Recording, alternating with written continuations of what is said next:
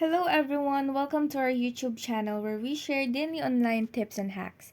And today I'm going to show you how to use two WhatsApp in one mobile phone. This works only for Android. First is you must have a WhatsApp application of course. And then to begin, go to settings first. Search for apps or look for apps. And then click. Once we are here, find dual apps here above permission. And then look for WhatsApp and click. And then click the button beside dual apps. Now that the WhatsApp application is created, we go back to home